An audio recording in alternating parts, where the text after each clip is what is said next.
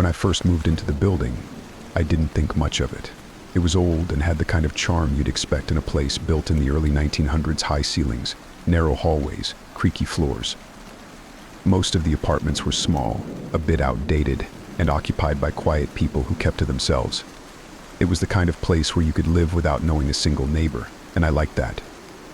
I wanted a space to myself, a place to start fresh without any drama. However, one thing about the building was hard to ignore: the room at the end of the hallway, room 107. It was different from the other apartments, with a door that looked almost out of place, older than the rest, with faded paint and an ornate brass knocker shaped like a lion's head. Every time I passed it, I noticed it was slightly ajar, just enough to show a sliver of darkness beyond.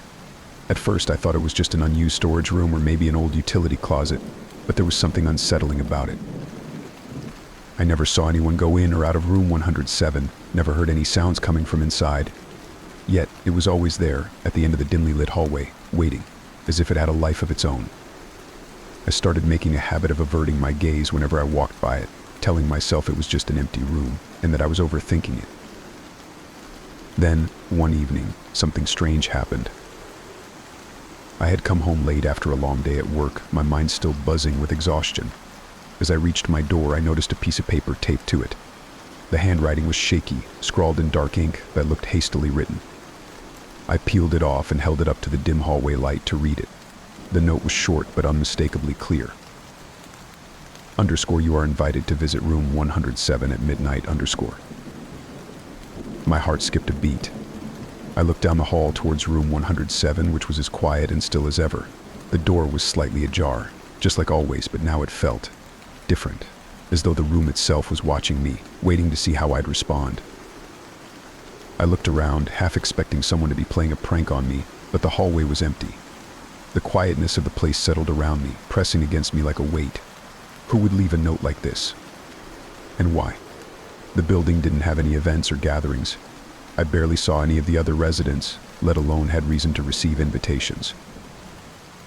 I went inside my apartment, closed the door, and sat on the couch, staring at the note in my hand. The words room 107 seemed to pulse on the page, each letter stark and strange, as if the ink itself carried something sinister. Midnight wasn't far off, and I couldn't shake the curiosity that tugged at me. My logical side told me to ignore it, that it was probably a prank or just some bored neighbor. But another part of me, a part one didn't fully understand, felt drawn to it. As midnight approached, I found myself pacing my apartment, unable to focus on anything else. I glanced at the clock on my wall, 11:57 p.m. My heart was racing. I told myself it was ridiculous, that I should just go to bed and forget about it. But the curiosity, that nagging pull, was relentless. Finally, almost as if in a trance, I found myself stepping into the hallway and walking towards room 107. The door was waiting for me, still slightly ajar, just enough for me to slip inside. I reached out, hesitating for a moment, then pushed it open. Inside, the room was pitch black, the only light coming from a faint glow outside the building that barely reached through the window. I stood at the doorway, my hand hovering over the switch on the wall, but I couldn't bring myself to turn it on. There was a strange sensation in the air, like an unnatural stillness. The room felt alive, as though it had been waiting for me all along. And that's when I noticed something on the small table by the far wall. A journal, open to a page near the end. I stepped closer, my hands trembling slightly, as I picked it up and read the first line. _ If you're reading this, then you've been chosen.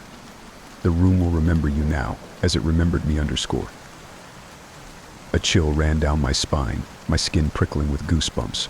I looked around the room again, feeling the weight of the words sink in. The silence pressed in, thick and oppressive, and I felt as if I was no longer alone in the room. Just then, from the hallway outside, I heard a soft creak, followed by the slow, deliberate sound of footsteps approaching. I felt trapped, the walls seeming to close in on me as the footsteps grew louder, each step echoing in the silence. I didn't dare move, barely even breathed, waiting, listening, my mind racing with fear and anticipation. And then, just as suddenly, the footsteps stopped, right outside the door. I stood there, frozen, gripping the journal tightly in my hands, waiting for whatever would happen next. The silence was suffocating, and I could feel something just beyond the door, a presence waiting, as if daring me to open it and see. The silence was stifling. Every inch of my body was tense, but something deep inside pulled me forward. Taking a slow, unsteady breath, I crept further into the darkness of room 107. The air was thick, cold, and carried a musty scent of age and neglect, as if no one had set foot here for years. Yet the sense of presence was overwhelming, as though someone or something was here with me. My eyes adjusted slowly to the dim light filtering in through the narrow, dust-covered window on the far wall. Shadows clung to every corner, stretching and twisting as if they were alive. There was barely any furniture in the room, just an old, faded armchair and a table set against the wall beneath a large, cracked mirror. But it was the mirror that caught my attention, as it seemed to pulse faintly in the darkness. On the table, I could just make out the journal from before, its pages lying open, as if waiting for me to read further. My fingers trembled as I reached for it, but before I could touch the worn leather cover, something in the mirror caught my eye. In its reflection, I saw myself, but it wasn't quite right. My reflection was staring back at me with wide, fearful eyes, and the expression was almost pleading. I froze, feeling a chill crawl up my spine. My own face, but something was off, as though my reflection had a life of its own. Slowly, the reflected version of me raised a finger to its lips in a silent shake. My stomach twisted as fear tightened around my chest. I turned, looking around the room, expecting to see someone, but there was no one there. Yet, when I looked back at the mirror, my reflection hadn't moved. It was still there, watching, mirroring my every expression, yet somehow detached. I wanted to back away, to leave the room, but an unseen force kept me rooted in place, a mixture of terror and curiosity holding me captive. My attention drifted back to the journal.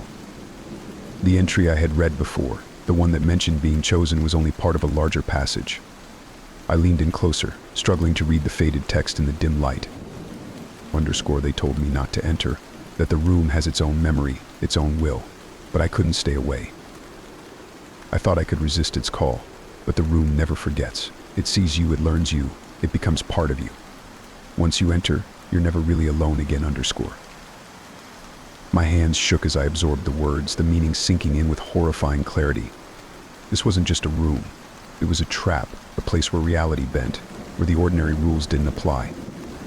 The room remembered everyone who had ever stepped inside, their thoughts, their fears, their very essence somehow absorbed into its walls. A soft sound broke the silence, the gentle, creaking groan of floorboards just outside the door. My heart raced as I glanced towards the doorway. In the darkness, a shadowy figure appeared, barely visible, standing just outside the room. I strained to see its face, but it remained hidden, cloaked in shadows. And then, slowly, deliberately, it took a step forward. The figure seemed to glide rather than walk, its movements impossibly smooth, as if it weren't bound by the normal limitations of flesh and bone. The closer it came, the colder the room grew, the chill seeping into my skin, making my breaths come in shallow gasps. I stumbled back, my eyes darting between the figure and the mirror. My reflection was still there, but its face was now twisted in terror, mouth open in a silent scream that sent a wave of dread through me. I tried to look away, to focus on the figure approaching me, but I was transfixed by my reflection's horrified expression, as though it knew something I didn't. Then, the figure stopped, standing just inches away from me. I could feel its presence like a weight pressing down on me, suffocating, drowning me in a sense of dread that was almost tangible. I wanted to scream, to flee, but I was paralyzed, trapped in its gaze. The silence stretched, thick and suffocating, until finally, the figure leaned closer. Though I couldn't see its face, I could feel its cold breath against my ear as it whispered, in a voice that was both a hiss and a rasp. Welcome to the room, As the words seeped into my mind, something in the room shifted. The walls seemed to close in, the shadows darkening, thickening, as though they were alive, wrapping around me like a suffocating blanket. I felt like I was sinking, being pulled deeper into the darkness, and the cold grip of the room tightened, pressing down on me with an unnatural weight. I wanted to run, to escape, but I could feel the room's pull, as if invisible hands were holding me in place. Desperation clawed at my mind as I struggled against the force, every nerve in my body screaming for freedom. But the room, it wouldn't let go. It had chosen me. My reflection in the mirror reached out a hand, pressing it against the glass, its face contorted in horror. I mirrored the action, lifting my own hand, and as our fingers touched the cold surface, I felt something shift, like a crackle of energy. My reflection began to distort, its features warping and twisting as though it were being consumed by the mirror itself. And then, in one final act of defiance, it mouthed a single word, silently but clearly. _run_. In that instant, I broke free of the room's grip, stumbling backward, my body fueled by pure terror. I turned and ran out of the room, slamming the door shut behind me. My heart was pounding, my mind racing, and I didn't stop until I reached my own apartment, locking the door and collapsing onto the floor. But even then, I could still feel it, the cold, heavy presence of room 107, lingering in the back of my mind, as though it had left a mark on me, a piece of itself that would never truly let me go. I sat on my apartment floor, gasping for breath, my back pressed against the door, as if that alone could keep room 107 from reaching me. My thoughts were chaotic, each one colliding with the next. What had just happened? Had I imagined it all? But the feeling of the room's icy grip still lingered on my skin, chilling me to the core. I glanced at my hands, half expecting to see marks, bruises left by the unseen force in room 107, but there was nothing. For hours, I sat there, too afraid to move, listening to the silence of the hallway outside. Eventually, the exhaustion won over, and I found myself drifting into an uneasy sleep. My dreams were filled with shadows and whispers, fragments of my reflection staring at me from the mirror, pleading, warning. But when I woke up the next morning, I convinced myself it had all been a nightmare, a trick my mind had played on me.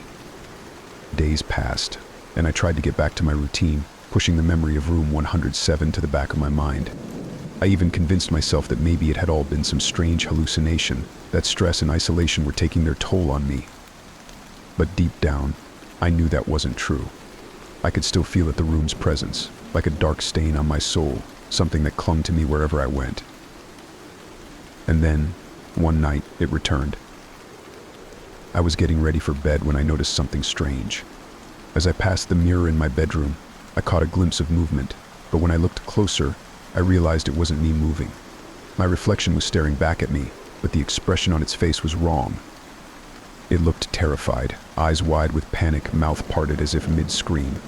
I stood frozen, my heart pounding as I watched my reflection reach out, placing a hand against the glass. My first instinct was to run, to look away, but I couldn't.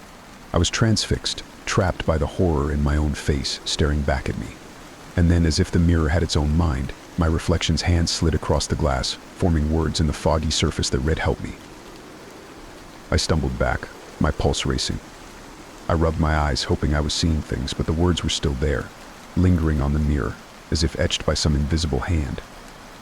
I tried to scream, but the sound died in my throat as I heard a soft, whispering voice, faint yet unmistakable, drifting from the mirror.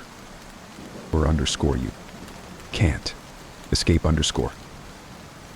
I felt a shiver crawl up my spine, my skin prickling as the voice echoed in my mind, repeating the words over and over.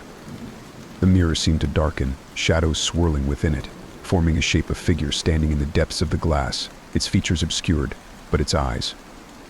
They were hollow, empty, like two endless voids staring into me. I felt a pull, like an invisible force drawing me closer, and I couldn't resist. I reached out, my hand trembling as it moved toward the mirror, the surface rippling under my touch as if it were water. I felt the chill seep into my skin, cold and unyielding, and suddenly I was no longer in my bedroom. The walls around me twisted and distorted, melting into shadow until I found myself back in room 107. But this time, it was different. The room was darker, more alive, as though it had been waiting for me, expecting my return. The silence was deafening, pressing down on me like a weight, and in the corner of the room, I could see the mirror again, standing tall and ominous. I turned to run, but the door was gone. Only the mirror remained, my reflection trapped within it, watching me with an expression of utter terror. Its mouth moved silently, forming words I couldn't hear, yet I knew what it was trying to say. "Let me out." I was paralyzed, trapped in the room with no escape. My reflection pounded against the glass, its eyes pleading, desperate, as if it knew the fate that awaited me. And then I saw the figure from the mirror, lurking in the shadows behind my reflection, moving closer, reaching out with long skeletal fingers. "It will take you to," the voice whispered, echoing in my mind. Underscore the room never forgets underscore. With a surge of fear-fueled adrenaline, I threw myself at the mirror, my fists pounding against the cold glass, desperate to shatter it, to free myself from this nightmare. But the mirror remained unbroken, unyielding, and my reflection stared back, its eyes filling with tears, its mouth forming silent words underscore run, please, run, before it's too late underscore. But there was nowhere to run. The shadows closed in, the darkness thickening around me, swallowing the room whole. I felt myself being pulled, consumed by the blackness, as the room claimed me, marking me as it had marked so many others before. And then, in a final, desperate act, I let out a scream, a raw, terrified sound that echoed through the void, reverberating off the walls of room 107. But it was too late. The darkness had claimed me, and in that last moment I realized the truth. Room 107 was not just a place. It was a trap, a memory that would linger, a piece of itself now etched into me. And as my own reflection faded into the shadows, I knew that I, too, would be waiting for the next person foolish enough to answer its invitation.